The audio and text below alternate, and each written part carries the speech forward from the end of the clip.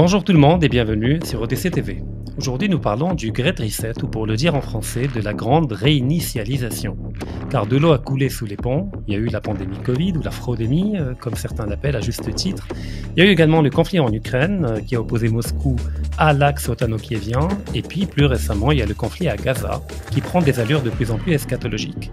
Est-ce que entre 2020, au moment de la parution du livre Le Great Reset de Klaus Schwab, et aujourd'hui, le programme s'est-il passé comme prévu, ou y a-t-il eu quelques changements par rapport à la ligne première? Et pour en parler, qui de mieux que Marc-Gabriel Draghi, que j'ai le plaisir d'accueillir. Marc-Gabriel Draghi, bonjour et merci infiniment d'avoir accepté notre invitation. Bonjour Rachid, merci pour votre invitation. Alors, je rappelle que vous êtes juriste, mais également pluridisciplinaire, car vous travaillez sur énormément de questions, dont les questions monétaires, comment repenser, réinventer la monnaie, qui est une thématique centrale, si jamais on veut repartir sur de nouvelles bases après l'effondrement du système actuel. Et puis, tu es auteur de deux livres qu'il faut absolument citer, que je recommande à tous les lecteurs de lire. Les Marchands du Temple, c'est le premier livre paru. Où on peut le trouver, si vous pouvez nous dire où on peut le commander. Amazon Sur toutes les plateformes, Amazon, la Fnac, mais en particulier chez tous les libraires indépendants. Voilà, il est disponible à la commande partout, dans tout le monde francophone. Alors malheureusement pas le Maroc justement, mais en grande partie au Maghreb, en Tunisie et Québec, Suisse, Belgique, France. Voilà. D'accord. Et puis le Grand Reset en marche également, que vous avez publié et qui va être au cœur de notre échange aujourd'hui. Mais premièrement, alors tout le monde parle du livre, Le Grand Reset, mais très peu l'ont lu et honnêtement, je ne l'ai pas intégralement lu. Je l'ai lu en diagonale rapidement. Pourriez-vous, pour nos spectateurs et auditeurs, nous parler des grandes lignes de ce programme politique oligarchique? Alors vous avez déjà tout dit dans la question. Le Covid-19, la grande réinitialisation qui est sortie, il me semble, si je dis pas de bêtises, en juillet 2020, c'est un énième livre du professeur Klaus Schwab qui est devenu mondialement connu à l'occasion de la crise justement du Covid-19, donc le patron du Forum économique mondial de Davos. Klaus Schwab a toujours écrit, a souvent écrit des livres, mais celui-là est rentré dans l'actualité puisqu'il a, on va dire, fait en sorte que le grand public découvre la pensée davosienne à l'occasion de cette crise du Covid. C'est, comme vous l'avez dit, un programme politique. En réalité, en fait, il se découpe en plusieurs parties et des chapitres qui sont des projections dans l'avenir et qui exposent ce que devrait être le monde après l'événement du Covid-19. Donc maintenant, évidemment, avec le recul et quand on sait le nombre de morts de la pandémie Covid, ça a de quoi nous faire un peu rire. Mais il y a eu, ce qui est indéniable, il y a eu un avant et un après pandémie ou en tout cas crise sanitaire relative au coronavirus. Et Klaus Schwab, avait déjà proclamé, c'est là où c'est intéressant, la grande réinitialisation avait été proclamée à la fin janvier 2020. Il y avait notamment eu un discours avec le prince Charles, qui est devenu d'ailleurs maintenant roi de Grande-Bretagne. En fait, c'est, pour le dire de manière synthétique, c'est un programme politique, mais c'est surtout une entrée dans le monde d'après. Et alors, qu'est-ce que le monde d'après? C'est l'entrée complète et totale dans la 4e révolution industrielle. Le livre le plus important de Klaus Schwab, ce n'est pas le Great Reset, c'est la 4e révolution industrielle. Il me semble qu'il est sorti en 2016-2017. Vous pouvez le trouver sur Internet. Il est en version libre. Il est facile à trouver. Et c'est la grande réinitialisation et on va dire la grande bascule, le point qui permet à cette oligarchie, à l'hyperclasse, de dire au gouvernement qu'il faut construire le monde d'après et faire basculer les États-nations vers ce nouveau monde qui doit faire rentrer l'humanité dans une nouvelle phase. Alors certains ont utilisé ce terme, et ça a été utilisé par Klaus Schwab, c'est-à-dire en fait aller vers la fusion ou la synthèse entre les identités biologiques et les identités numériques. Ça résume assez bien la pensée transhumaniste qui se cache derrière le wishful thinking. On en parlait en privé, Rachid, et je pense que c'est une très bonne expression. En réalité, dans le livre La Grande Réinitialisation, vous ne trouvez pas de programme avec des dates, des concepts très clairs et précis. Par contre, vous trouvez des intentions, des analyses assez vagues, mais qui présentent en réalité une trame. C'est en réalité la trame de l'agenda 2030. C'est-à-dire, il faut aller vers une société qui doit ressembler à la société, à la quatrième révolution industrielle, c'est-à-dire des sociétés qui doivent rentrer pleinement dans ce que j'ai appelé le nouvel ordre mondial à l'horizon 2030. D'accord, mais déjà, si vous permettez, si je permets, pardon, Marc, parce qu'on se tutoie, la quatrième révolution industrielle, peut-on la résumer en une approche eugéniste ou transhumaniste, ou y a-t-il autre chose? Parce qu'effectivement, quand on lit le livre ou quand on le parcourt, le livre paraît inoffensif. Il parle de durabilité au centre du modèle économique, on parle de quatrième révolution industrielle, donc ça paraît sympa, joli, mais comment bien lire le livre? C'est-à-dire comment le décrypter? Qu'est-ce qu'il faut comprendre quand on entend quatrième révolution industrielle? Qu'est-ce que ça veut dire concrètement? Alors justement, c'est la quatrième révolution industrielle, en fait, c'est un saut qualitatif pour l'humanité. C'est une révolution et c'est ce qui va faire que l'homme, alors ils le disent pas comme ça, même si ça a été théorisé par Jacques Attali, qui a repris l'ensemble des concepts initiés par Klaus Schwab. Même Jacques Attali, depuis les années 80, énonce la majeure partie des concepts qui sont repris par Klaus Schwab ou une tête de pont comme Yuval Noah Harari, qui lui aussi, dans ses livres Homo Deus, d'ailleurs Homo Deus, les hommes-dieux, c'est-à-dire l'humanité augmentée et une humanité aidée par la technologie pour dépasser la condition humaine que nous connaissons depuis peut-être presque le début de l'humanité, en tout cas des civilisations que nous connaissons, historiques, c'est-à-dire depuis l'Antiquité, depuis que l'homme pratique l'agriculture et qu'il pratique l'écriture, pour faire simple. Donc là, la quatrième révolution industrielle, ils ne le disent pas comme ça, mais Jacques Attali a déjà prononcé ces formules. Ça vise à faire de l'homme un objet, c'est-à-dire que l'homme va dépasser sa condition humaine pour devenir un artefact et justement devenir immortel. C'est aussi une thèse reprise par Yuval Noah Harari, qui justement a intitulé son livre Homo Deus, puisqu'en fait ce sont les hommes dieux, ce sont les hommes qui dépassent la condition humaine pour justement instaurer une nouvelle humanité. Alors, par rapport à ce principe de base, vous avez plein de sections ou plein de volets de l'activité humaine qui sont réglementés. La colonne vertébrale, justement, tu l'as très bien dit, Rachid, la colonne vertébrale de ce projet, c'est justement des éléments de langage qui visent à ne pas faire en sorte que les masses se réveillent. Donc, on va proposer des modifications des sociétés humaines en proposant des narratifs qui collent à ces évolutions. La colonne vertébrale de la grande réinitialisation, c'est pas la crise sanitaire. La crise sanitaire, ça a été le premier événement de sidération. La colonne vertébrale, c'est l'agenda vert. C'est transformer le monde pour sauver la planète. C'est-à-dire Gaïa est menacée, nous sommes en train de brûler la Terre, enfin de brûler les ressources, l'humanité va périr puisqu'en fait la planète va exploser. Donc c'est ça la colonne vertébrale. À côté de cette colonne vertébrale, vous avez plusieurs agendas. L'agenda technologique, qui est en fait la numérisation totale de l'activité humaine. On doit faire en sorte que tous les secteurs et tous les pans de la vie des individus soient numérisés. Donc, dans la monnaie d'ailleurs.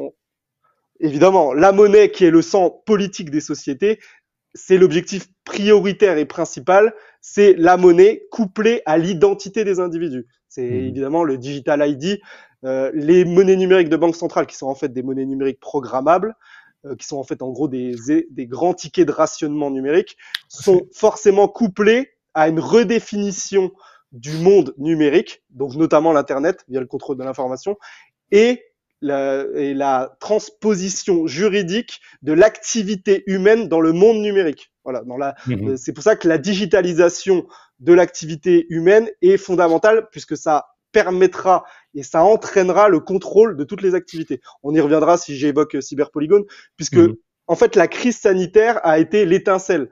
Youssef Indy avait écrit un remarquable article sur la crise sanitaire, étincelle de la grande réinitialisation.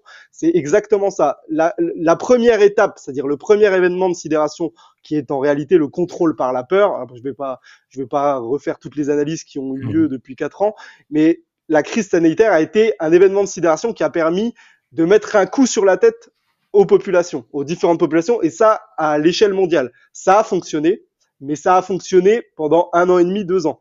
Là, on va le voir, la grande réinitialisation dans sa deuxième étape, tu l'as énoncé Rachid, la grande guerre, en fait, la grande réinitialisation a plusieurs étapes. On pourrait les résumer avec les 4 cavaliers de l'apocalypse, la maladie, la crise sanitaire, la guerre. Donc là, on est dans l'étape 2, la grande guerre, depuis février-mars 2022 et la guerre russo-ukrainienne. Et en plus, ça s'est maintenant amplifié avec le consortium Israël et le narratif de guerre à Gaza. Et on est encore, nous, dans cette étape 2. Après, il va y avoir potentiellement aussi la misère, l'étape 3, donc les monnaies numériques de banque centrale, peut-être cyberpolygones, des ruptures des chaînes d'approvisionnement au niveau international, des difficultés dans le commerce. Donc ça, c'est à la fois les étapes de sidération et en parallèle de ces étapes de sidération, il y a des agendas qui, eux, continuent à courir et qui étaient déjà en place avant la proclamation de la grande réinitialisation. Pour répondre à ta question, la grande réinitialisation a été un succès colossal et considérable jusqu'à l'année 2022. Au moment de l'année 2022 et le déclenchement de la guerre russo-ukrainienne, on a vu un effondrement des narratifs. L'effondrement d'abord du narratif sanitaire, le pass sanitaire et tout ce qui était ce qu'on appelle le Green Pass, en réalité le contrôle des individus via les QR codes, tout ça. Voilà, on n'aurait pas dû s'éteindre, en tout cas en Occident.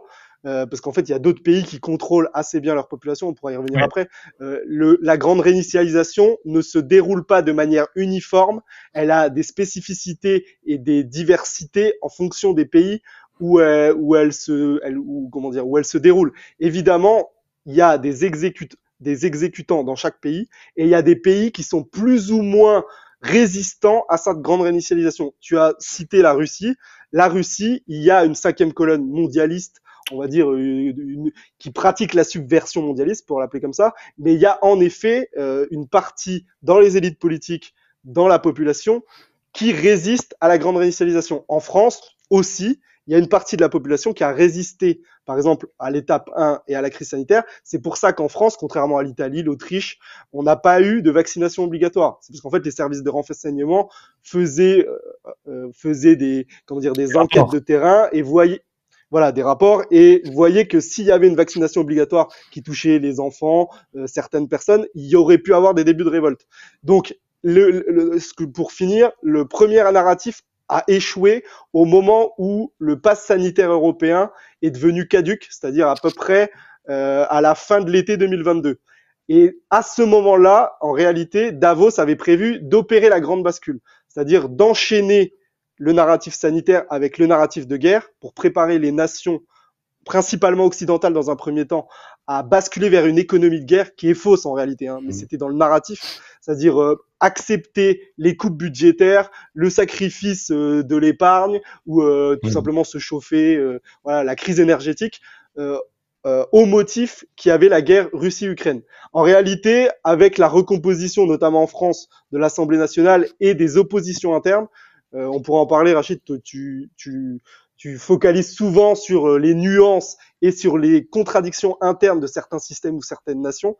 Là aussi, ça existe, et en fait, ça a permis d'ouvrir une fenêtre ou d'entrouvrir la porte, et justement de ralentir fortement et de mettre en échec les narratifs.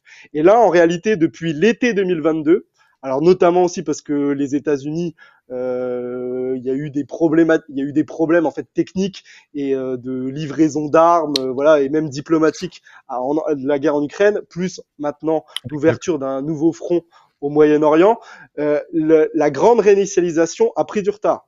Et juste pour répondre à ta question, parce que je suis un peu passé vite dessus, quand vous relisez le Great Reset de Klaus Schwab, vous ne trouverez pas de grands plans avec des dates et comment dire même des événements qu'il faut mettre en place. C'est pas un protocole des sages de Sion version 2.0. Non, tu l'as dit, c'est en réalité des éléments de langage qui étaient à destination des exécutants, c'est-à-dire des gouvernants de l'hyperclasse. En fait, le Forum économique mondial de Davos, ça n'est pas et ça n'a jamais été une réunion qui doit faire l'objet de décryptage ou de débunkage de la part de gens qui font de l'information libre. Et là, justement, on va le voir puisque Schwab a été très sévèrement critiqué. Je ne vais pas parler de Thierry Malray, mais la figure de Schwab a été très sévèrement critiquée puisqu'en réalité, il a mis en lumière par l'ego et l'orgueil par son livre, et en plus une chronologie qui était plutôt mal fait de leur point de vue, il a mis en lumière en réalité le plan mondialiste, le plan de la réinitialisation. Et c'est ça qui a en partie ralenti, puisque la mise en lumière des informations a créé des résistances, notamment sur le pass sanitaire. Voilà, si on n'avait pas été au courant que c'était acté depuis très longtemps et qu'il y avait des expérimentations qui étaient réalisées, peut-être qu'il y aurait une partie moins importante de la population qui aurait été réticente à adopter le pass sanitaire ou le pass vaccinal. Et Schwab, c'est pour ça que le Forum économique mondial a tout de suite répondu en produisant le dernier livre de Schwab. À ce jour, le dernier livre de Schwab, ce n'est pas le Great Reset, c'est le Grand Récit, The Great Narrative, qui est en fait une tentative de reprise en main du narratif et du contrôle de l'information. Et je finis juste là-dessus, puisqu'en fait, le Forum économique mondial est en cours actuellement et il vient de s'ouvrir en ce mois de janvier. Là, actuellement, ils sont sur la phase The Rebuild the Trust, c'est-à-dire la reconstruction de la confiance. Et ils ont bien identifié que la reprise en main du contrôle de l'information est nécessaire pour pouvoir développer les nouvelles étapes ou en tout cas accélérer les agendas. Je m'arrête là, j'ai été un peu long. Non, mais pour répondre à ta question, pour répondre à ta question, la grande réinitialisation a très bien marché en 2020-2021. On l'a tous vu. Oui. On a pris des coups sur la tête, voilà. Par contre, depuis 2 ans, elle est fortement ralentie et on va sûrement parler de l'étape 2 qui est l'élément le plus intéressant puisqu'en fait, c'est l'étape 2 qui a fait ralentir le phénomène de Great Reset, c'est la Grande Guerre. C'est-à-dire, il y a eu des échecs répétés dans les narratifs de Grande Guerre. Moi, je vais juste m'arrêter aux narratifs. Avec toi, on pourra peut-être parler des éléments plus concrets. Mais c'est les narratifs où les populations n'ont pas du tout suivi les éléments de langage fournis par les médias et par les gouvernants. Je parle évidemment de notre situation à nous en Occident. Ça n'a pas du tout pris, dans un premier temps, un tout petit peu pour la guerre en Ukraine, pour ceux qui voulaient accueillir des Ukrainiennes dans les premières semaines du conflit, mais ça n'a pas pris dans les populations, alors que le phénomène du virus et du vaccin avait quand même pris, en tout cas sur la masse. Tout à fait. Donc non, mais c'est bien parce que tu as dressé une cartographie générale de tous les aspects. Donc je récapitule un peu. Donc ce que tu nous dis, c'est que la stratégie de l'oligarchie, en tout cas celle incarnée par Klaus Schwab, n'est pas linéaire. Il ne s'agit pas d'un complot avec un déterministe face auquel on ne peut rien, mais c'est un ensemble en réalité d'objectifs stratégiques qui vont s'adapter à la réalité et aux contraintes de la réalité. L'un des objectifs qui a été relativement atteint jusqu'à 2022, ça a été la pandémie, qui a échoué parce qu'effectivement le narratif a perdu toute crédibilité à partir de la 3e dose, où les gens en avaient tout simplement marre, et puis on voyait bien les vrais chiffres remonter, et notamment les effets secondaires des différentes injections, mais ils ont quand même réussi à injecter la majeure partie de la population un peu partout dans le monde, pas uniquement dans le monde occidental. Et on ne sait pas ce qui a été injecté concrètement, on ne sait pas quel va être l'impact lors des prochaines années, la chute de la fertilité chez les femmes notamment, un taux de mortalité élevé chez certaines tranches de la population. Donc, on verra s'ils ont réellement échoué ou pas. Mais en tout cas, par rapport au vaccin, oui, effectivement, ils ont échoué. Aujourd'hui, ils ont déplacé la stratégie sur le terrain de la guerre en Ukraine. Et là encore, on voit que plus ils avancent dans le mensonge, moins longtemps dure leur narratif. C'est-à-dire qu'aujourd'hui, ils ont épuisé un peu l'efficacité de cette approche-là. Et peut-être qu'ils devront se réinventer par une stratégie de choc, par des attentats ou par autre chose, afin de recréer le climat de terreur qui permet d'atteindre la bonne efficacité. Après, il y a un autre élément important que tu as mis en avant, c'est qu'au fait, le Covid ou la Covid était le catalyseur, mais c'est pas l'épine dorsale de leur narratif, c'est plutôt le discours écologique ou le narratif écologique, qui est quasiment religieux, une forme de néopaganisme, où effectivement on déifie la terre et on invoque la culpabilité, parce que la faute est au centre de toute religiosité. L'idée de la faute est du péché, et donc on nous ramène à des pécheurs parce qu'on prend une douche par jour ou 2 douches par jour. Et c'est de nature à nous amener à enclencher un certain nombre de réformes et de changements en vue d'opérer un changement, mais pas par un saut qualitatif brutal, mais par implémentation, petit à petit, un peu comme comment on appelle ça, la grenouille dans la chaudière. Quand on met une grenouille dans un bol d'eau, et ben quand il chauffe un peu, la grenouille, elle se dit bah je suis bien. Et puis quand ça chauffe encore, elle se dit encore bien. Et puis quand ça devient bouillant, elle est tellement fatiguée parce qu'elle a longtemps nagé que c'est un peu trop tard pour sortir et échapper au feu et à la chaleur. Donc ça, j'essaie de récapituler globalement ce que tu as dit. Maintenant, restons sur Klaus Schwab avant de passer aux autres éléments. Chez les communistes, on dit, enfin, il y a souvent cette question, d'où parles-tu, camarade? Alors, Klaus Schwab, d'où est-ce qu'il tire son pouvoir et sa puissance? Qui est-ce qu'il incarne? Il n'est au final que le porte-parole d'une certaine oligarchie. Lui-même n'a pas de facteur objectif de puissance. Et on sait très bien qu'il y a différentes oligarchies qui se tapent des fois sur la gueule. Mais lui, concrètement, il incarne qui? Tu as déjà parlé de Jacques Attali, donc on a un peu, voilà, on peut un peu visualiser de quoi on parle. Mais globalement, c'est qui? Alors, la question est très bonne puisqu'il faut justement préciser. Klaus Schwab, il a un peu focalisé les attentions depuis 2020. En réalité, Klaus Schwab, ce n'est pas grand-chose, ce n'est pas un phénomène en lui-même. Tu as utilisé pour moi le terme qui le définit parfaitement, c'est un porte-parole. C'est exactement pareil qu'un porte-parole de gouvernement. Si on estime en fait, le Forum économique mondial de Davos, c'est une partie de l'oligarchie, une part très importante de l'oligarchie, qu'on pourrait déterminer comme la part anglo-saxonne ou le monde occidental au sens large, si on veut parler d'Occident collectif. Et je dirais même au-delà de l'Occident collectif, puisque moi j'y ajoute la Chine. Donc on pourra y revenir après. Non, la Chine, la Chine ou une certaine Chine? Évidemment, c'est une certaine Chine, comme tu es un homme de nuance, donc c'est évidemment une certaine Chine, mais politiquement, je dirais la Chine. Comme quand on est au niveau international, malheureusement pour le Français que je suis, la France, c'est Macron. Et peu importe ce que moi je pense, la France à l'international, c'est Macron et Stéphane Séjourné voilà, le nouveau ministre des Affaires étrangères, qui est incapable de faire une phrase en français, dans un français correct. Mais c'est malheureusement nous, ces gens-là nous représentent. Et je mets la Chine, on y reviendra peut-être après, adossée justement à cette vision de l'hyperclasse et de l'oligarchie occidentale. C'est d'ailleurs ce qu'on me le reproche souvent, mais on y reviendra peut-être après. Klaus Schwab, tu l'as très bien dit, c'est le porte-parole. C'est un porte-parole. Et il ne faut pas lui donner plus de valeur que ce qu'il est en réalité. Klaus Schwab, il a eu le mérite, entre guillemets, d'organiser avec sa femme dans les années 70, il me semble d'ailleurs 1973.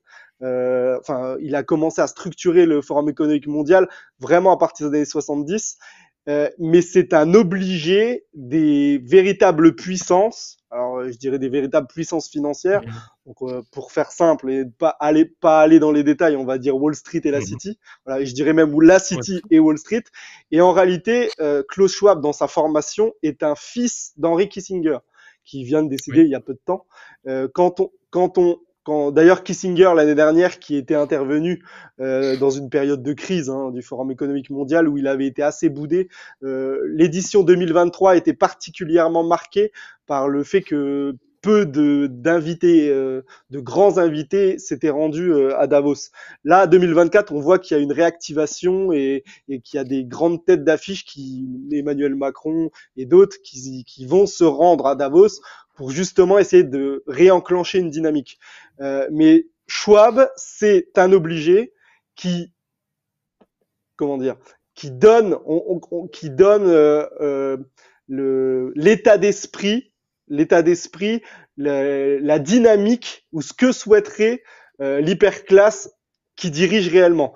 L'hyperclasse qui dirige réellement, on les voit rarement dans les journaux, devant les caméras de télévision. Donc c'est pour ça que j'encourage les gens à ne pas trop focaliser sur Klaus Schwab, puisque Klaus Schwab, le jour où il n'est plus là, où il n'est plus utile, il sera rapidement remplacé par quelqu'un qu'on connaîtra moins. Et d'ailleurs, le rôle de Klaus Schwab au départ n'était pas d'être dans la lumière. D'ailleurs, il l'a fait pendant 40 ans. Personne ne connaissait Klaus Schwab. Même le Forum économique mondial, maintenant tout le monde le connaît, tout le monde se dit oui, on suivait depuis des années. Mais en réalité, c'était Nicolas Sarkozy à Davos, les premiers ministres Tony Blair, Al Gore, on avait des discours qui avaient un peu marqué dans les décennies précédentes, mais le Forum économique mondial n'était pas la référence du mondialisme.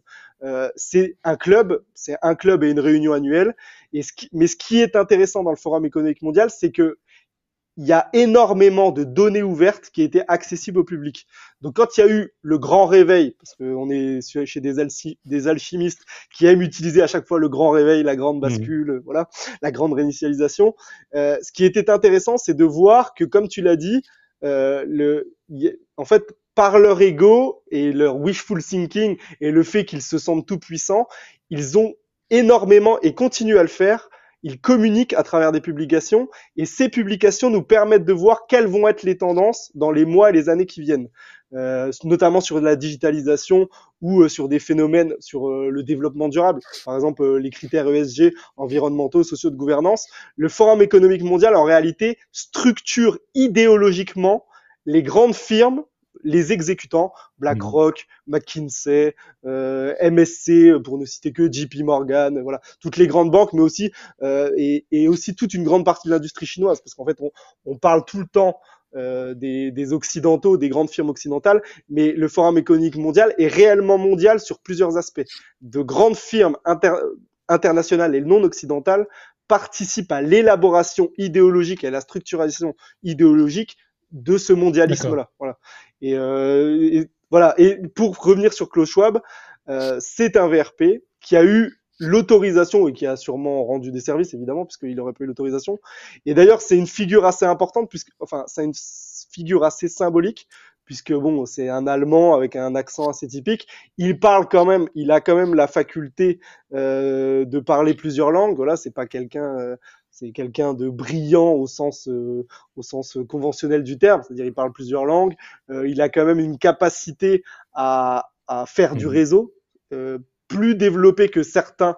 Voilà, parce que comme tu l'as dit, il y a plusieurs branches dans l'hyperclasse et il y a souvent aussi des logiques de réseau et comme le dit Pierre Hillard, l'enfer est divisé contre lui-même. Donc c'est souvent, on sait qu'il y a pour ne prendre qu'un cas, George Soros contre Larry Fink de BlackRock, de temps en temps il y a des tensions et Schwab a la capacité de réunir des gens assez différents et de les faire en fait se côtoyer et développer pour les ramener vers des approches communes. D'accord. Voilà.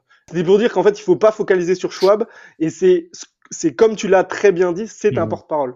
Donc il faut lui donner la valeur qu'a le porte-parole actuel du gouvernement. Voilà. Même si un jour il peut devenir Premier ministre, comme c'est le cas avec Gabriel Attal, qui est d'ailleurs un Young Global Leader, Schwab a cette capacité de mettre des acteurs importants autour d'une table et peut-être, moi je le pense, de trouver certains talents. Alors on s'entend bien, un talent avec des grands guillemets, mais il a cette capacité à amener les gens vers lui et à les faire tout à fait, factuellement, c'est un talent. C'est-à-dire le fait de jouer le rôle de médiateur, de concilier des avis opposés, ce n'est pas donné à tout le monde. Et puis, il y a une complémentarité même au sein de l'élite, pas uniquement au niveau de la résistance. Alors, au fait, tu as répondu parce que tu as évoqué un truc extrêmement important. Quand tu as parlé de la vraie élite, tu l'as qualifiée comme étant invisible. C'est-à-dire, elle ne prend pas la parole, on ne la voit pas dans les médias. Et c'est tout à fait vrai. J'ai toujours eu cette image de personnages âgés qu'on ne connaît pas, ni le nom, ni leur identité, et qui, en réalité, effectivement, tentent, du moins, de tirer les ficelles, et qu'ils mettent en avant des gens qui ont pour rôle de prendre les coups à leur place. C'est-à-dire, tout le monde se lâche sur Schwab. C'est une manière de ne pas se lâcher sur les vraies personnes. Et d'ailleurs, l'élite, la vraie, celle qu'on voit pas, revêt un caractère occultiste. Il y a de l'occultisme au sein de l'élite. On parle de la pédocriminalité, donc il y a une dimension satanique là-dedans que l'on ne retrouve pas a priori chez Schwab. Effectivement, il doit être propre, il ne doit pas parler un discours religieux, un discours eschatologique, etc. Et peut-être c'est l'une de ses fonctions que de donner une dimension un peu laïque ou sécularisée d'un projet qui est intégralement anti-religieux et satanique. Alors maintenant, tu as parlé de la Chine. Alors moi, ça m'intéresse beaucoup ton opinion parce que quand j'ai parlé d'une certaine Chine, parce que même en Chine, il y a une dialectique interne et des contradictions internes, il y a une aile libérale dans la continuité de Deng Xiaoping, d'une ouverture de la Chine, d'une mondialisation chinoise, et que la Chine sert de modèle même pour pour une certaine oligarchie occidentale. Le contrôle total de la population, la digitalisation, les caméras partout, tout cela vient de Chine, le crédit social, etc. Mais est-ce que Xi Jinping peut être qualifié de mondialiste, peut-on le qualifier comme étant quelqu'un qui travaille main dans la main avec cette élite-là, oligarchique occidentale? Ou bien est-ce que peut-être ils ont les mêmes méthodes, les mêmes finalités en partie, mais pas totalement? C'est-à-dire le contrôle de la population, ça met d'accord tout le monde dès qu'on dirige un État, mais pas forcément le cadre que tu as évoqué tout à l'heure.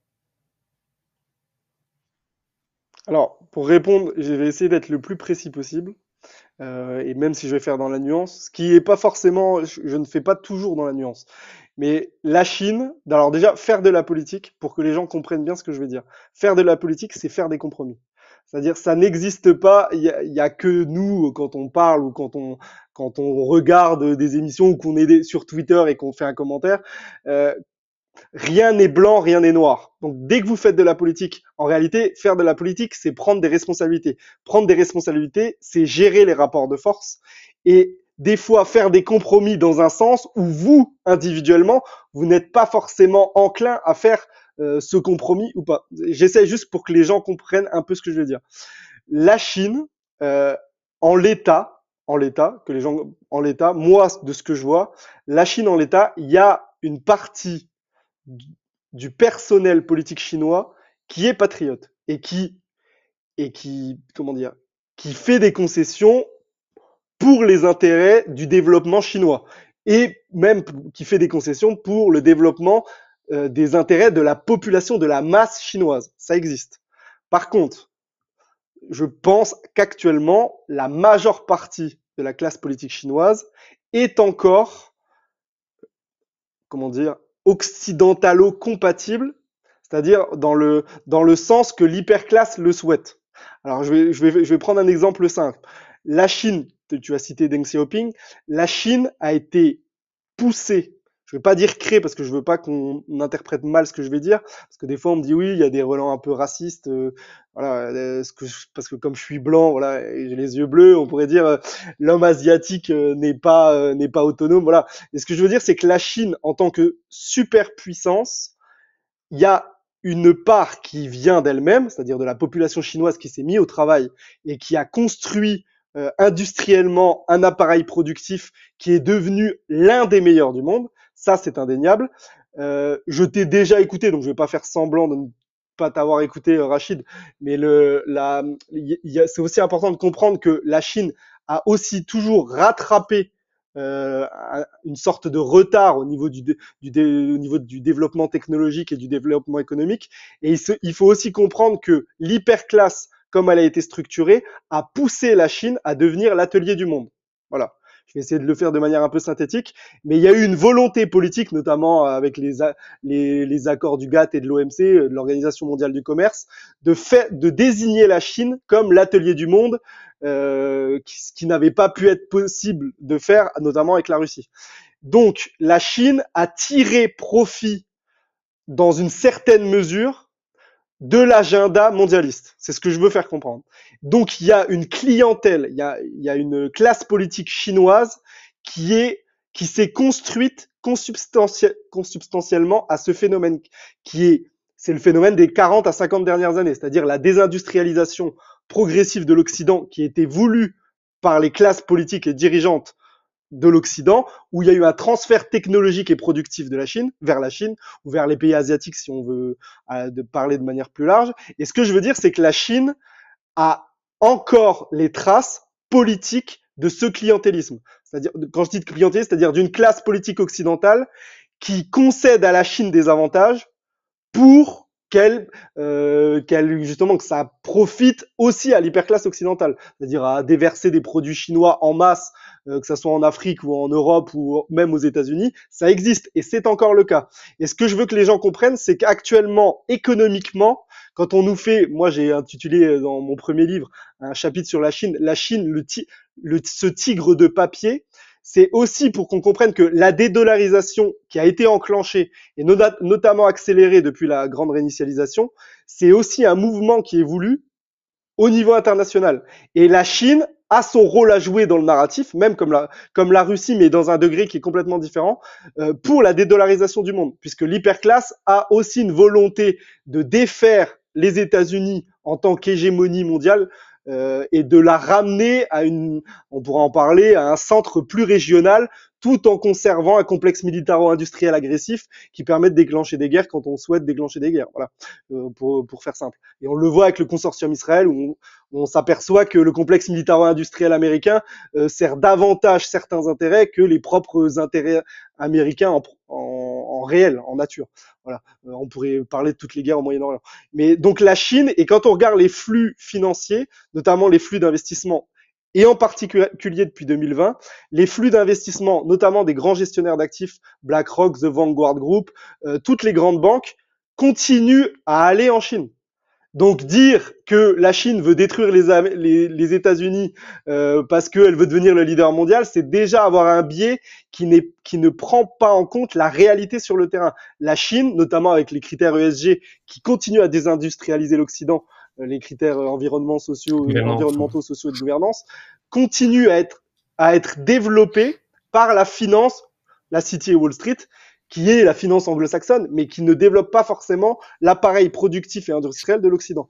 Donc en fait, quand je te dis, j'ai été un peu long, mais quand je te dis la Chine, pour l'instant, fait encore partie, on va dire, de l'appareil mondialiste, puisqu'elle en tire encore des bénéfices. Ce qui ne veut pas dire que demain, il ne peut pas y avoir une reprise d'autonomie, notamment sur la question de Taïwan, ou après on reparlera peut-être de la guerre, mais il peut y avoir éventuellement un réveil qui va faire en sorte que la partie souverainiste ou patriote ou nationaliste chinoise prend le dessus sur une clientèle mondialiste. Voilà. Désolé pour le tunnel. Non, mais c'est important parce qu'il y a beaucoup de choses qu'on ignore par rapport à cet aspect-là. Et d'ailleurs, je fais le parallèle, pendant que tu parles, j'écoute et je fais le parallèle avec la Russie.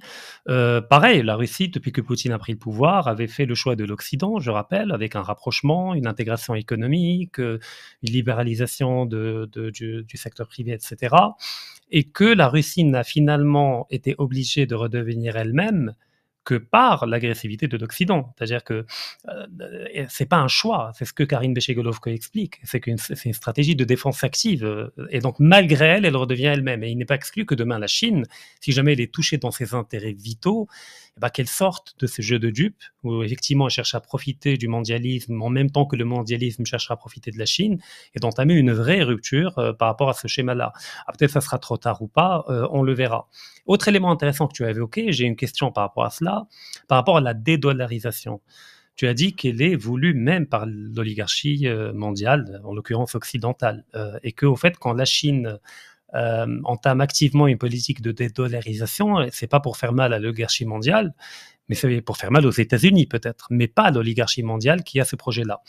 Alors ma question, elle est peut-être elle va déplaire à beaucoup de gens, mais les bitcoins et les crypto-monnaies en général, mais principalement le bitcoin, peut-on y voir une forme de laboratoire de certains renseignements, peut-être américains et autres, pour préparer une éventuelle relève au dollar?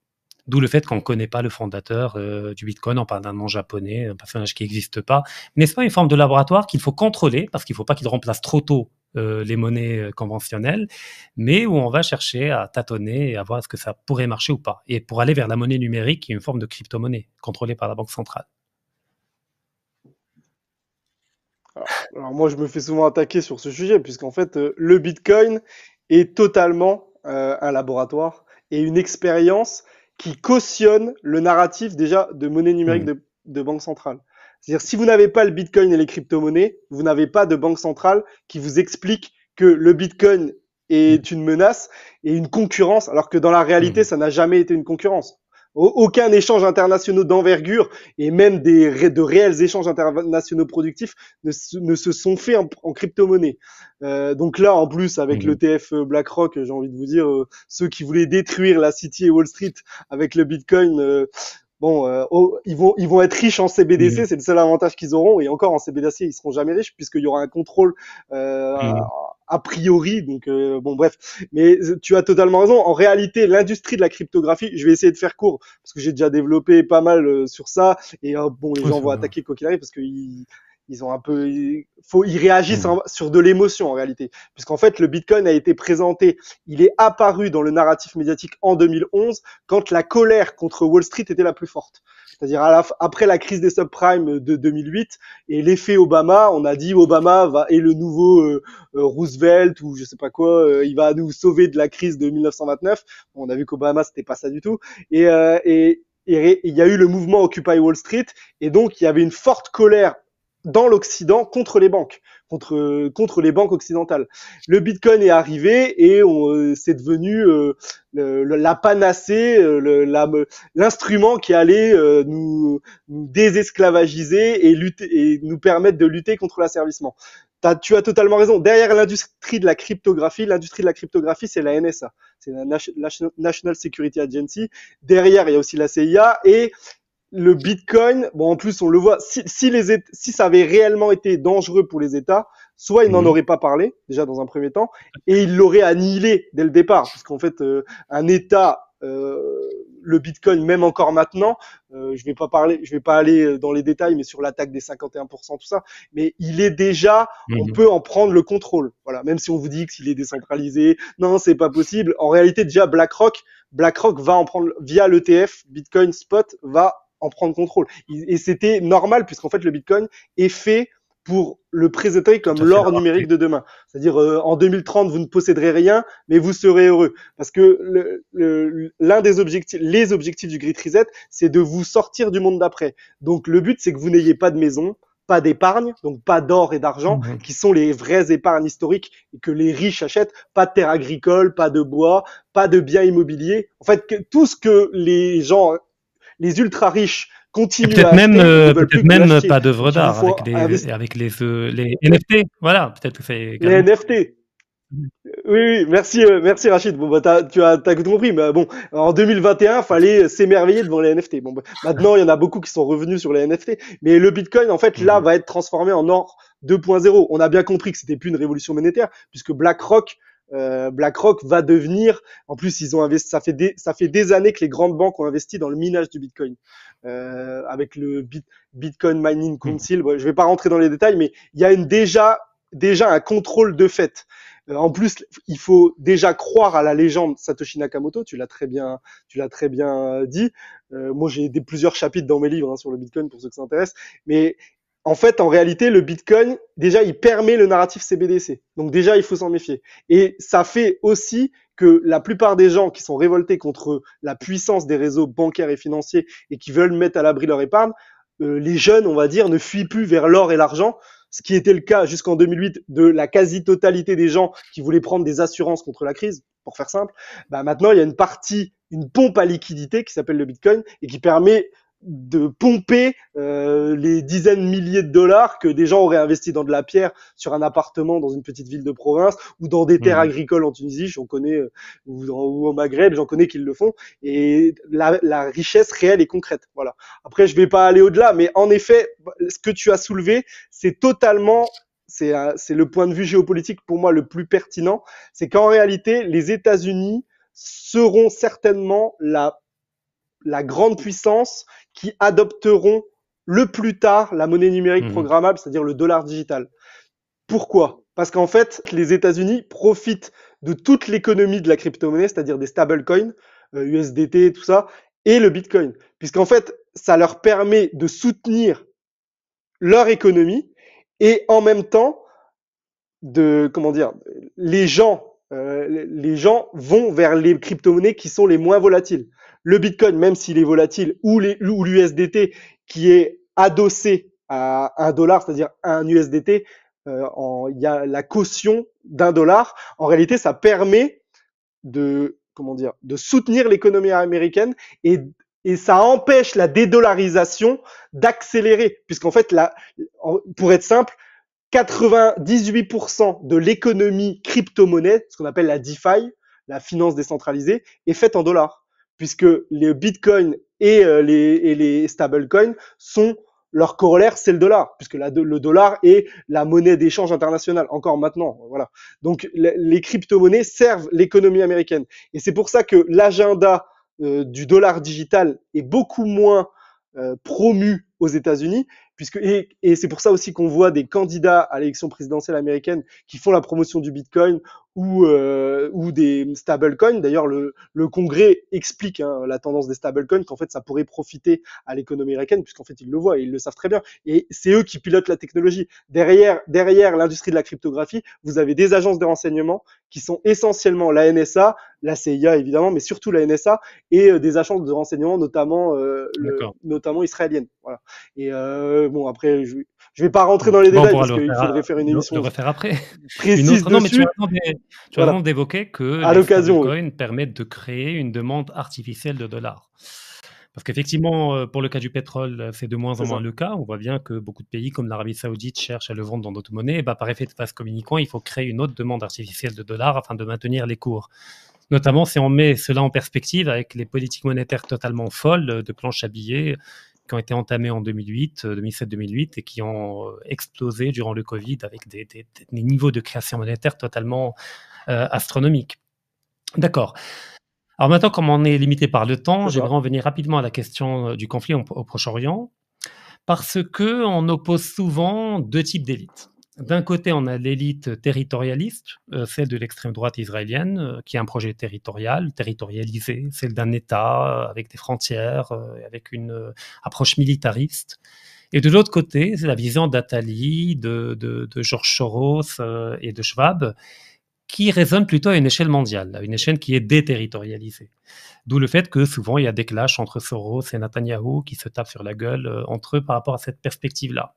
Et comme avait dit Lucien Cerise lors d'un entretien sur ODC TV, il avait dit que pour des gens comme Soros, au fait l'élite mondiale c'est 200 millions d'individus, tandis que pour l'extrême droite israélienne c'est quelques dizaines de milliers d'individus. Est-ce que ce conflit entre dans le cadre stratégique du Great Reset, ou au contraire, c'est un problème qu'il s'agit de gérer du point de vue de l'oligarchie derrière le Great Reset? Alors pour moi, ce conflit, il est pleinement intégré au programme de grande réinitialisation. Je vais m'expliquer brièvement.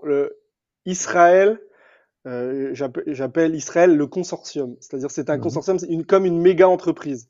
Israël est, évidemment, certains disent que c'est une nation, pourquoi moi je ne dis pas que c'est une nation? D'ailleurs, beaucoup utilisent le terme entité sioniste, tout simplement parce que si Israël n'avait pas le soutien militaire, financier, d'autres services de renseignement que le Mossad ou le Shin Bet, des services de renseignement extérieurs, s'il n'avait pas le soutien d'un appareil productif pillé ou des renseignements de la diaspora, l'entité israélienne ne pourrait subsister. Voilà. Donc alors après c'est mon point de vue, on pourrait les rentrer, mais au niveau géopolitique, d'ailleurs on le voit bien à l'occasion de la guerre à Gaza, Israël n'a pas, de structuration, d'infrastructure pour vivre de manière autonome.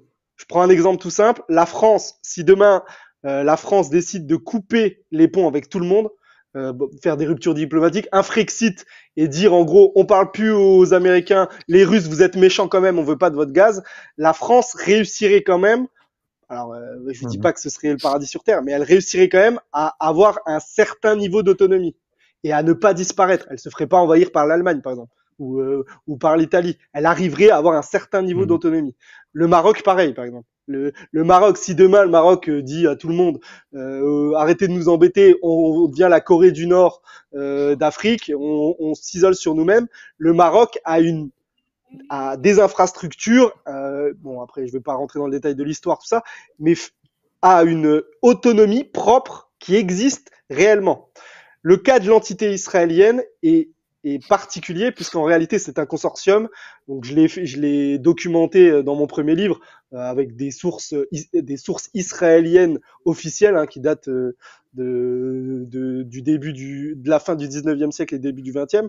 En réalité, ce sont d'abord des entreprises, on pourrait parler du KKL, de la banque anglo-palestinienne, qui ont organisé la colonisation, qui ont fait venir des populations, qui ont racheté des terres à des Arabes, à des Syriens, ou même à des Palestiniens, et qui ont organisé la colonisation avec en soutien des puissances occidentales, des gouvernements occidentaux qui aidaient à maintenir cette politique de colonisation. Après, je vais m'arrêter là, mais le consortium et l'infrastructure, même industrielle, de renseignement et militaire israélienne n'a pas de réalité en auto. Alors, j'exagère quand je dis ça parce qu'il y a une relative, tout est relatif. Il y a quand même une autonomie partielle. Mais admettons que si Israël était tout seul, par exemple sur la guerre à Gaza, on sait que les livraisons de missiles se font presque à la semaine ou même au jour même, j'exagère, mais il n'y a pas de stock de munitions, il n'y a pas en réalité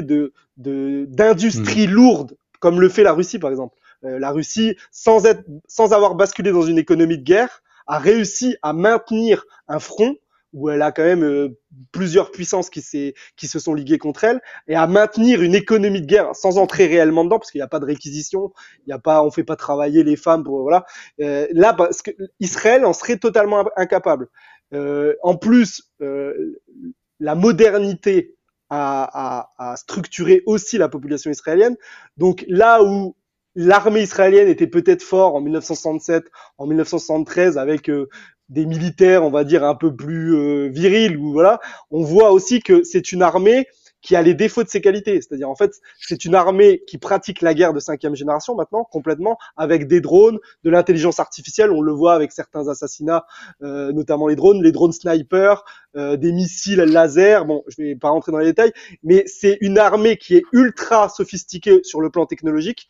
Et on voit que sur le terrain, alors c'est un terrain de guerre qui est très très dur, hein, mais quand elle va sur place au sol pour combattre alors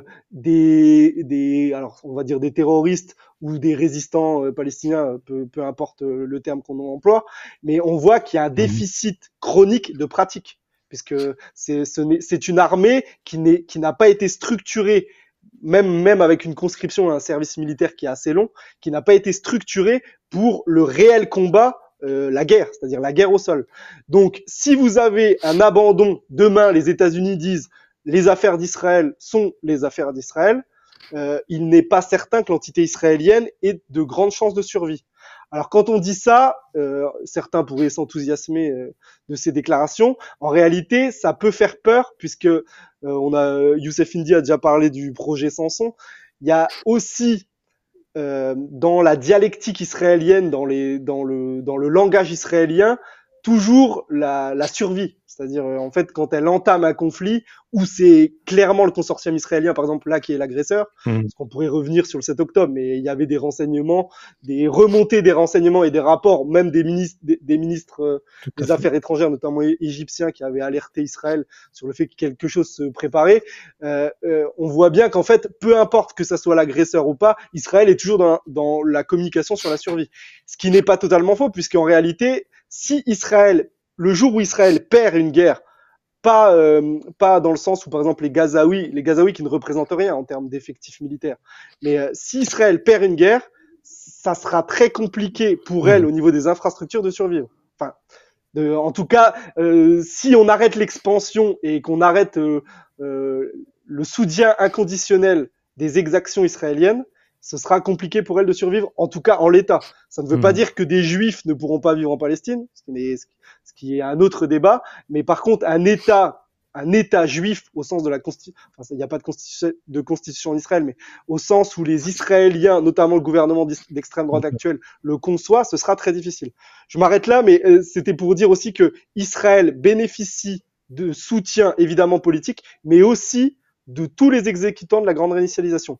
Le Forum économique mondial de Davos ne parle pas d'Israël, prend assez peu de positions claires sur le conflit israélo-palestinien, même une solution à deux États, même si Antonio Guterres de l'ONU, qui est un pantin de Klaus Schwab, parle d'un deuxième État, un État palestinien à côté d'Israël. En réalité, le Forum économique mondial n'en parle pas. Par contre, tous les exécutants, BlackRock, McKinsey, MSC, participent tous au soutien d'Israël. Voilà. Oui. Et juste pour finir, Israël est un élément très important pour le Forum économique mondial, puisque c'est la nation ou l'entité pilote pour la quatrième révolution industrielle. Si vous allez sur le site du Forum économique mondial, vous tapez quatrième révolution industrielle et vous avez le centre de recherche pour la quatrième révolution industrielle qui est fusionné avec des agences gouvernementales israéliennes.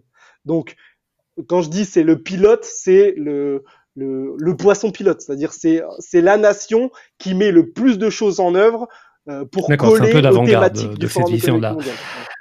Alors, j'ai une question que je vais coupler au conflit russo-ukrainien, ou au Tano-russe. Alors, bien, ouais. On a d'un côté Israël qui n'a pas d'autonomie stratégique, et ça, tu as parfaitement raison, c'est des éléments factuels. Parce qu'Israël n'a pas de profondeur stratégique, ce qui est un minimum quand on entre dans une guerre, que d'avoir des territoires que l'on peut abandonner sans pour autant perdre son potentiel productif. Elle n'a pas. C'est une petite bande étroite, etc. Elle n'a pas d'autonomie en termes de capacité hydrique, elle n'a pas le poids démographique suffisant pour avoir un État viable, et n'a pas d'autonomie industrielle, puisqu'effectivement, il est obligé de s'approvisionner en flux tendu, tu l'as évoqué, auprès des États-Unis, notamment pour reconstituer le stock stratégique de missiles et de bombes. Donc c'est un pays qui n'est pas viable si jamais il est lâché par les États-Unis et le monde occidental demain. Mais il entre en guerre, et jusqu'à présent, il a le soutien américain et occidental. Alors, quelle est la finalité de cette guerre? Non pas du point de vue de l'État israélien, mais du point de vue de l'élite oligarchique qu'il y a derrière. Et pourquoi je veux le coupler avec le conflit en Ukraine? Parce qu'il me paraît évident, et là encore ça va déplaire à beaucoup de russophiles fétichistes, parce que moi-même je défends la Russie, mais je la défends avec un esprit critique. Il paraît évident, en tout cas pour moi, que l'aide américaine et otanesque apportée à l'Ukraine n'avait pas pour finalité d'écraser la Russie ou de provoquer l'effondrement de la Russie, mais elle avait pour finalité en même temps d'empêcher l'Ukraine de perdre, mais en même temps de faire subir à l'armée russe des pertes importantes. Donc c'était une guerre d'attrition, mais pas pour provoquer l'effondrement de la Russie. Alors ces deux guerres-là ont-elles pour finalité de préparer l'arrivée du deuxième, ou je sais pas, du troisième cavalier de l'Apocalypse, celui de la misère? C'est-à-dire d'un côté, on a la Russie, ça va alimenter une inflation dont l'origine est monétaire, en réalité, et due aux politiques menées par la Fed et la BCE, mais qui va accélérer la dynamique. Et maintenant, au Proche-Orient, est-ce que le but est de préparer une crise énergétique planétaire, notamment avec ce qui se passe à Bab el-Mandeb, peut-être en impliquant l'Iran dans un conflit, parce que tout cela, moi j'imagine bien que du côté de Washington, Tel Aviv, on attend juste que l'Iran entre en guerre, c'est-à-dire tout est fait pour provoquer l'Iran et pour l'amener à entrer en guerre. Donc est-ce que ces guerres n'ont pas pour finalité des objectifs guerriers, mais des objectifs de misère et d'économie planétaire? Ton analyse est parfaite, la transition est parfaite, puisqu'en réalité, c'est exactement ça. Le chapitre de la Grande Guerre. La Grande Guerre qui est en fait l'embrasement du monde. On pourrait rajouter un troisième volet qui est la Chine et Taïwan, en complément des deux exemples que tu as cités. L'objectif de la grande réinitialisation, c'est le saut qualitatif. Donc la Grande Guerre, je dis bien la Grande Guerre, je ne parle pas des grandes guerres. Je dis bien la Grande Guerre, donc un embrasement mondial. Schwab a prédit en 2021, à la suite des révélations sur son livre Le Great Reset, qu'il y aurait une cyberpandémie, que la prochaine pandémie serait certainement une cyberpandémie. La guerre totale, mais dans le sens que tu as très bien décrite, c'est-à-dire pas une guerre de territoire, qu'en réalité, une guerre de territoire, ça peut toujours emmener à des négociations, un statu quo où voilà, bon bah on fait voter et puis tu récupères tel bout de territoire ou pas. Là, il y a une réelle volonté qui est d'embraser le monde. La chronologie n'est pas due au hasard. Il y a une volonté de provoquer ce que certains connaissent comme cyberpolygone, l'opération cyberpolygone, qui est l'opération de cyberpandémie mondiale, ce qui va amener le saut qualitatif pour le contrôle des populations. Alors là, vous allez comprendre pourquoi je dis ça. La Grande Guerre sera la caution de la cyberpandémie qui arrive, puisqu'on dira on va attaquer ou bombarder l'Iran ou accélérer, on va dire, les attaques contre la Russie, puisqu'en fait la cyberpandémie mondiale qui a fait chuter Wall Street ou les grandes banques de la City qui ont été attaquées viennent de pirates russes, pas forcément liés au gouvernement, mais qui travaillent avec le gouvernement, ou des pirates iraniens qui, cachés au fin fond de Téhéran, ont réussi à faire couler Wall Street.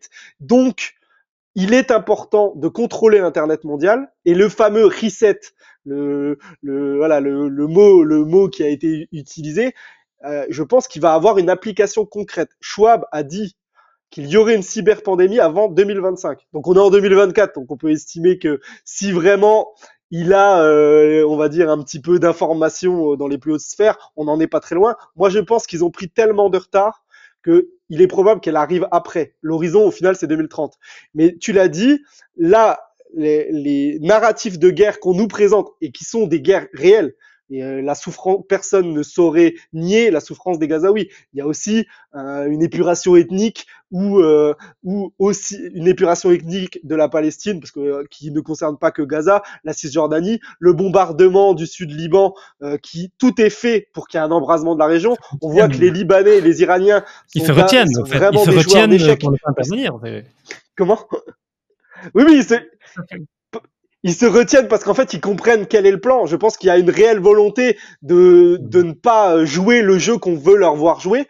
Mais il est clair que, notamment sur le cas de la Russie et de l'Ukraine, la guerre russo-ukrainienne, et moi aussi, je défends la Russie sur certains points, mais quand j'entends certaines analyses pro-russes, ça me fait doucement rigoler. La Russie, en réalité, n'a aucun intérêt à ce que la guerre se poursuive. Je vous le dis, que la guerre se poursuit parce qu'en fait elle perd des hommes énormément. C'est comment dire, c'est un événement qui peut la conduire à devenir un proxy de la Chine. C'est-à-dire, à force de s'affaiblir, le plus grand ennemi de la Russie, c'est la Chine. À long terme, c'est la Chine. Voilà. Bon, après, c'est pas un point que je vais l'apprendre de Rachid. Évidemment, parce qu'en plus, là, sur les monnaies numériques de banque centrale, le projet de rouble numérique va être implémenté avec le yuan numérique. Et en termes monétaires, vous savez très bien que quand une monnaie est arrimée à une monnaie de réserve mondiale, celle qui prend le dessus, c'est celle qui a le plus d'échanges qui se fait en cette monnaie. Bon, je vais pas rentrer dans les détails, mais la Russie n'a pas intérêt à ce que le conflit continue sur des années et des années. Je m'arrête là. Et évidemment, en fait, l'agenda de l'hyperclasse, c'est d'allumer des feux un peu partout, donc on pourra le voir le cas avec Taïwan, et de dire demain, dans le cas d'une cyberpandémie qui met par terre nos infrastructures numériques dans un premier temps, qui sont en fait les infrastructures bancaires et financières, de dire maintenant on reboot le système et on veut savoir ce que vous, monsieur Hachachi, ce que vous, monsieur Draghi, vous faites sur Internet, voir si vous n'êtes pas un agent pro-russe, pro-chinois, pro-iranien ou pro je sais pas quoi, qui est en fait un élément exogène de la matrice occidentale et qui met en péril nos systèmes.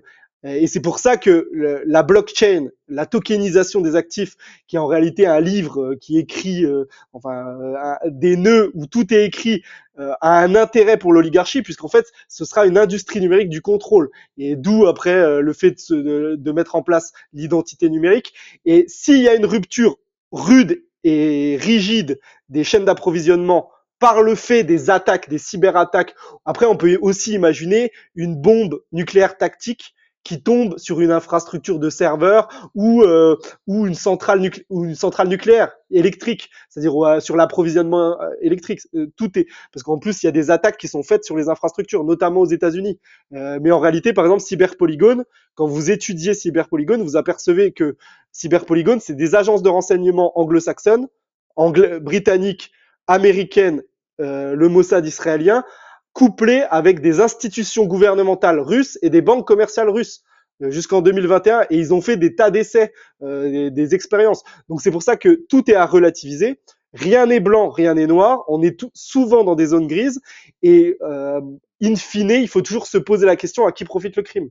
Et pour essayer de répondre à ta question, Rachid, là actuellement, les guerres, en fait, même si elles sont assez peu suivies, en tout cas le narratif de l'oligarchie n'est pas suivi par les populations, notamment en Occident. Les masses sont pro-palestiniennes, par exemple, très peu, et ça ne et comment dire, on ne peut pas expliquer le sentiment pro-palestinien de l'Occident par un afflux migratoire important, comme le disent certains sionistes. Non, il y a aussi, quand tu prends le cas de l'Irlande, tout ça, il y a aussi un passé historique qui amène les populations et l'émotion publique mondiale de ne pas cautionner une épuration ethnique et même un génocide en direct, puisqu'en fait maintenant l'ère de l'internet et le non-contrôle de l'information fait qu'on voit directement les exactions presque en live, en direct live, comme c'était le cas avec quand il y avait Daesh en Syrie, on voyait certaines choses, certaines infos qui choquaient tout le monde. Et juste pour finir, c'est fondamental puisque le contrôle de l'information qui est lié au reboot de l'internet mondial est devenu dans le dernier rapport du Forum économique mondial qui est sorti il y a quelques jours, le risque numéro 1. Il était même pas dans le top 10 l'année dernière. Donc en fait là, le risque numéro 1 mondial à moyen et long terme pour l'ordre mondial, c'est le contrôle de l'information. Et en plus, je vais rajouter le 11 janvier, donc il y a quelques jours là, il y a 4 jours, le Forum économique mondial, et j'invite tout le monde à aller voir, a sorti un rapport sur la cybersécurité en 2024. Allez le voir et en fait, il explique quelles pourraient être les conséquences d'une attaque sur les infrastructures en termes alimentaires. Le jour où il y a des problèmes pour que les bateaux dans certains pays ne livrent plus certaines matières premières. Voilà. Et après, ça nous permet de faire le lien sur une éventuelle volonté de dépopulation. Tu l'as dit, Rachid, il y a des gens qui ont été injectés. Donc, une partie importante des populations qui a été injectée dans le monde. Mais il y a aussi, dans un contexte de guerre qui s'embrase au niveau mondial, il y a une crise énergétique qui viendra, donc une crise de la production alimentaire et aussi une crise des ruptures de chaînes d'approvisionnement. Il y a aussi des populations dans le monde qui sont dépendantes des importations de denrées alimentaires de base. Donc ça, c'est fondamental à comprendre et on voit bien que si l'Occident et une grande partie du monde, on va dire industrialisé ou post-industrialisé, venait avoir à rencontrer des difficultés pour déjà satisfaire ses propres populations, il pourrait y avoir une problématique, notamment en Afrique noire, pour ne prendre que ou même certains pays d'Amérique latine, sur la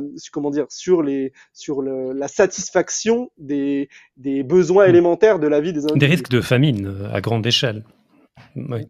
Des risques de famine à grande échelle. La misère financière, puisqu'on va dire on perdrait notre épargne qui était corrélée à la montagne de dette mondiale qui est le fruit depuis 1971 des échanges flottants, du système d'échange flottant et de l'argent dette pour faire simple.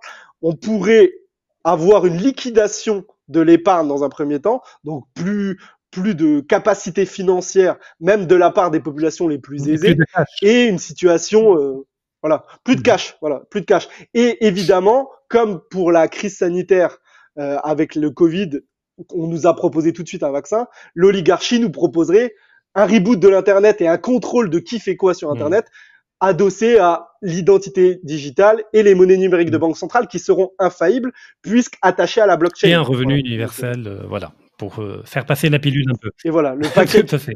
Le package complet. Alors, dernière question très pratique. Alors, moi, je me posais toujours la question. Là, on milite sur Internet, on essaie d'éveiller les consciences, de partager des connaissances, c'est notre travail.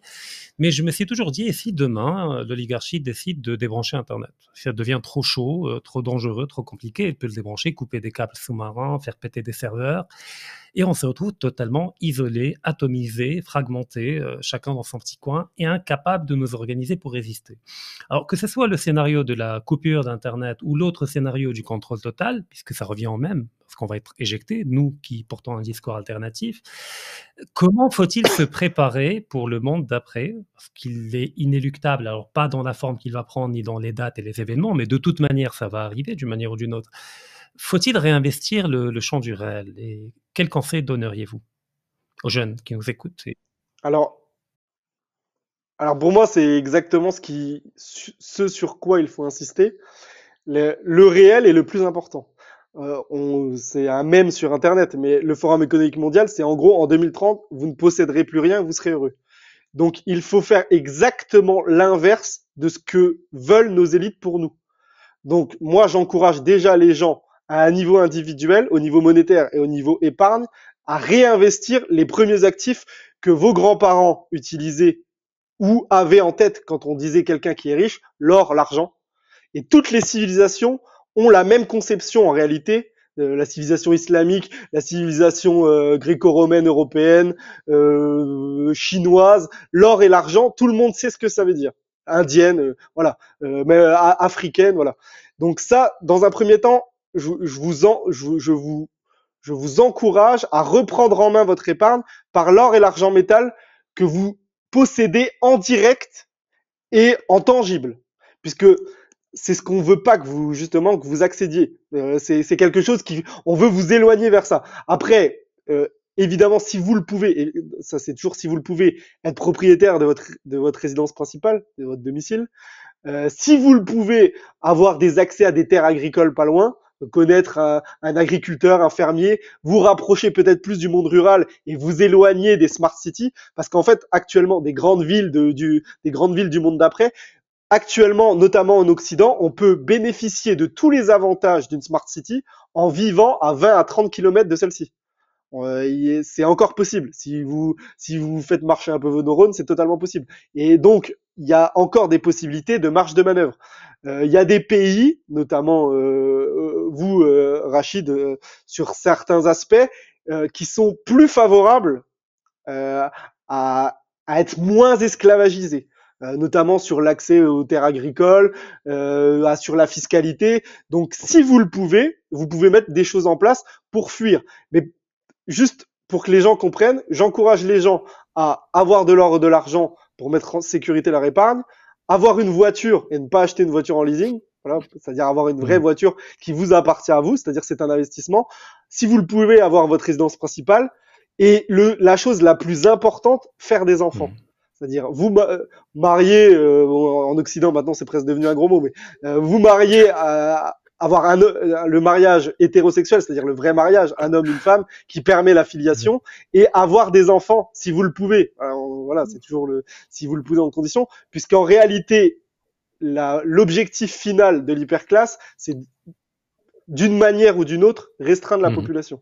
Et de faire en sorte que les inutiles, comme dirait chez nous le docteur Laurent Alexandre, soient remplacés et que, en gros, il y ait plus de moyens, voilà, que la masse des gens un peu résistants soit affaiblie. C'est pour moi fondamental de comprendre qu'il faut faire des enfants, puisque vos enfants, voilà, peu importe, ce sera déjà les premiers, comment dire, les premiers engrais à la résistance de demain.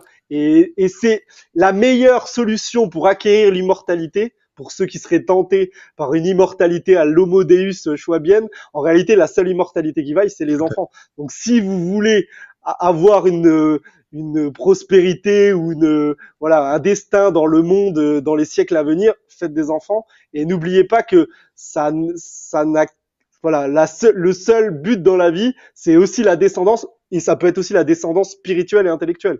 C'est-à-dire éduquer des cousins, des frères, des amis du village. Voilà. Après là, je vais pas rentrer dans les détails, mais pour moi, c'est faire exactement l'inverse de ce que veut le Forum économique mondial. C'est-à-dire, en 2030, vous posséderez tout et vous serez heureux. Et comme je disais Léon Bois, il faut tout avoir pour tout mépriser. Voilà. Une conclusion sublime et magnifique et pleine d'espoir. Effectivement, la question de la souveraineté, on la pense souvent à l'échelle d'un État, mais on la pense très peu à l'échelle d'une famille ou à l'échelle d'une personne, pour ne pas dire un individu. Et qu'il faut se donner les moyens de cette souveraineté-là à tous les niveaux alimentaires, en termes de mobilité, en termes de patrimoine réel, c'est-à-dire l'or et l'argent. Tu as parfaitement résumé toute la démarche, ce qui ne veut pas dire qu'il faut fuir maintenant. Mais si j'ai bien compris, c'est qu'il faut préparer un plan B. Le jour où ça foire, au moins, on a une alternative. Mais là, il faut continuer à rester, à combattre, à mener le combat et à ne pas déserter le champ de bataille immédiatement. Oui. Et si tu permets, Rachid, je vais juste dire ça. J'étais un peu des fois négatif et je me disais que ça sert pas à grand chose des fois ce qu'on peut faire, c'est-à-dire délivrer de l'information, avoir des échanges de débats, et en réalité ça a totalement basculé puisque j'ai vu que l'information, et comme toi tu le pratiques sur ODC TV ou sur d'autres chaînes d'information, c'est exactement le type de combat qui fait que la grande réinitialisation a ralenti. Alors, les gens pourraient ne pas le comprendre, mais en réalité, le monde qu'on a en face de nous, l'hyperclasse qu'on a face à nous, qui sont bien plus puissants que nous, ce sont des alchimistes. C'est-à-dire, en réalité, ils ne tiennent leur pouvoir que par la peur et des représentations viciées et faussées du réel pouvoir.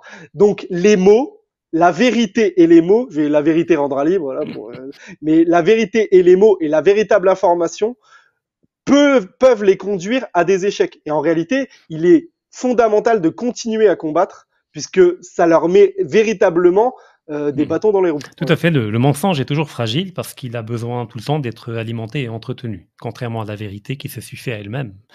Voilà, donc merci infiniment Marc-Gabriel Draghi. Alors j'ai appris énormément de choses, effectivement, et tu as confirmé un certain nombre d'intuitions que j'avais, notamment par rapport à la question du Bitcoin, par rapport à la question de la dédollarisation, par rapport à la question de la Chine, effectivement.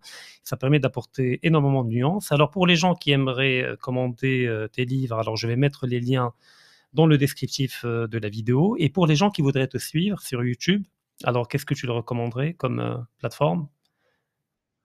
Ah, sur YouTube, moi je n'ai pas de chaîne, Ah, il est donc temps. je demande aux gens déjà ouais, mais les gens peuvent me suivre sur D'accord. ODC TV déjà, puisqu'il y aura cet entretien-là. Mais puis j'espère revenir Avec si très tu grand m'invites. plaisir. Ça a été un plaisir d'échanger avec toi, puisque je pense que t'es un des, sans trop te frotter les chaussures, t'es un des analystes géopolitiques les plus performants, Merci. il faut le dire. Et en tout cas, c'est voilà, moi, je sais que je t'ai découvert et j'encourage les gens à regarder tes analyses sur tout sujet, Merci voilà, infiniment. puisque notamment la famille, l'anthropologie, je trouve que c'est très intéressant. Et donc moi, on peut me suivre évidemment plus sur géopolitique Mhm. profonde. C'est un média où je publie gratuitement, ce Mhm. qui me paraît logique, un article mensuel et on pourra me trouver bientôt sur la revue. Et c'est un des médias où j'apparais, on va dire, le plus. Après, les gens réussiront à trouver Tout à fait, des il y en a capsules sur beaucoup. TV Tout Liberté. à fait. J'interviens sur Il y en a RT beaucoup. Il y France. a TV Voilà. Liberté, il y a Géopolitique Profonde, il y a plusieurs entretiens qui sont réalisés avec toi et d'autres à venir. Et puis les articles qui vont Oui, apparaître dans la revue pour ceux qui s'y abonnent. Et puis il y a également des vidéos où tu échanges de manière très subtile et très pointue sur les questions monétaires, avec notamment Anis Lacheneuve. Donc moi j'ai découvert, je suis en train de dévorer ces vidéos-là et j'invite également les gens à les découvrir. Donc Marc-Gabriel Draghi, merci infiniment. Ce n'est pas le seul entretien, il y en aura d'autres, car on n'a fait en réalité qu'effleurer un certain nombre de thématiques qui mériteraient un développement plus ample. Merci infiniment. merci Rachid Achachi, à bientôt.